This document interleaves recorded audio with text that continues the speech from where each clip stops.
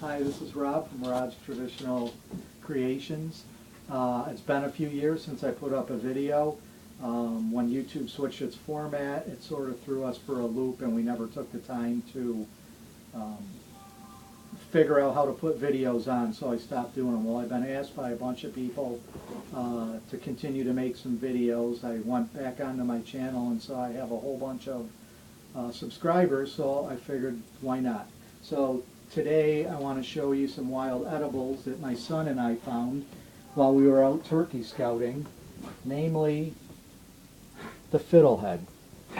What these are ferns in their first stages when they first pop out of the ground, particularly ostrich fern, and these are bracken ferns. Ostrich ferns are reported to taste a little better, but I've always picked these. I want to show you how to clean them, cook them, and eat them.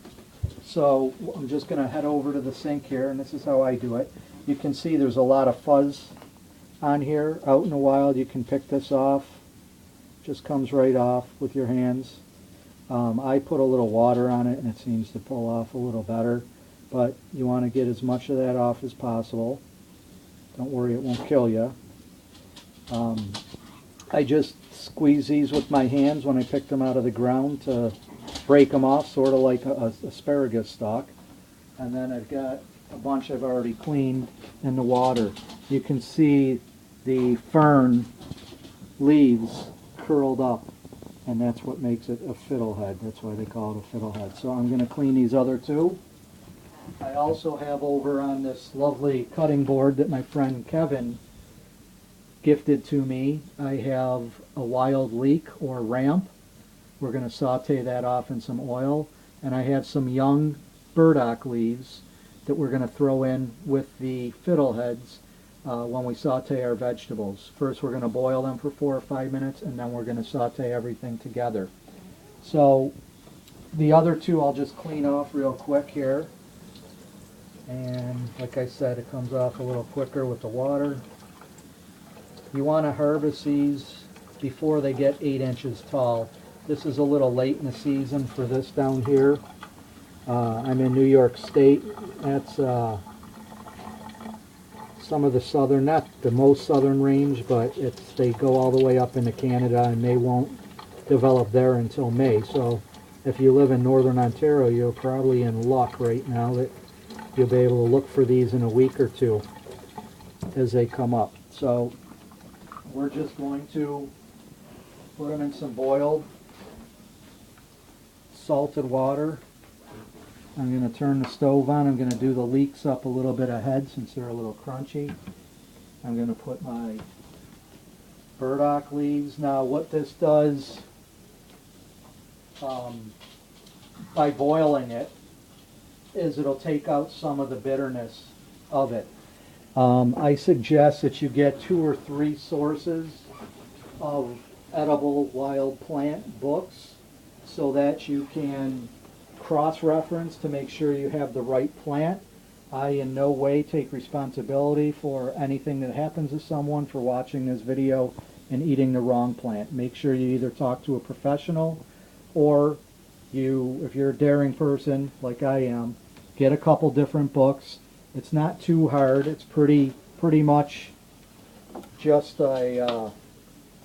things that I grew up knowing. I've got the leeks here, which is a wild onion, and I've got some garlic from my garden from last year. So I'm just going to put that into the saute pan to get things started. And if anyone's interested, I can do a future video showing how to look for leeks. They're pretty easy to spot and tell. And also the burdock leaves. And burdock's got more than just the leaves that's good to eat. It's also got the root stalk, and also the stalk when the burdock gets tall. Everybody knows what burdock is. It's when you get those burrs all over your clothes when you walk through the woods. So the books will also tell you some plants you need to boil 2 or 3 times to get all of the bitterness out. Wild edibles are chock full of vitamins and minerals that you don't get in your everyday diet if you don't eat a lot of vegetables. So I like to use them whenever I can. That's been about 3 minutes, and they're looking pretty good right now. I can show you how nice and green. I like to keep them a little green, keep a little crunch on them. I'm just going to strain this out.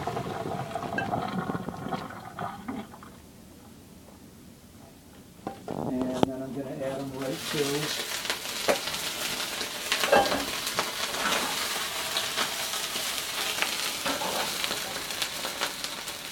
Going to turn down our heat a little bit. Little black pepper. Little sea salt.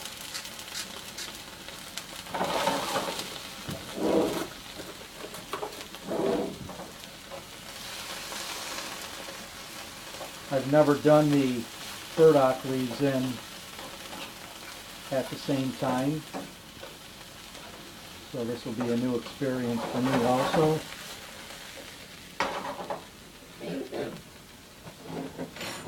I'm just going to get a plate here to put these on when they're done.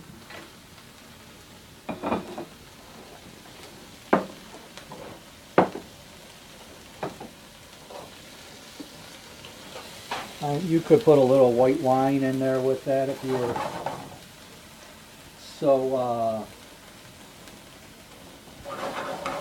so inclined. It really smells good.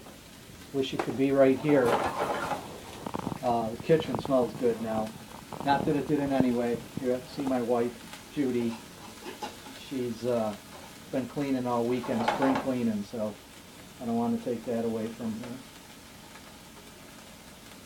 So this is right now just about to the stage of an al dente asparagus. So I'm going to pull it out. Like I said, I like my vegetables a little crisp, and a good pat of butter. There goes the health aspect of the whole thing. And I'm going to let you know what it tastes like. This is a good one. Really, really smells good. Nice and tender. A little bit of, not bitterness, but I want to say the burdock tastes like spinach. Got a little spinachy flavor to it. But overall, everything's tender. The Fiddlehead's delicious. Even has, it's like the cross between a green bean and asparagus, I guess. So that's Rob from Rob's Outdoor Creations. And I just want to say, get out there and do something.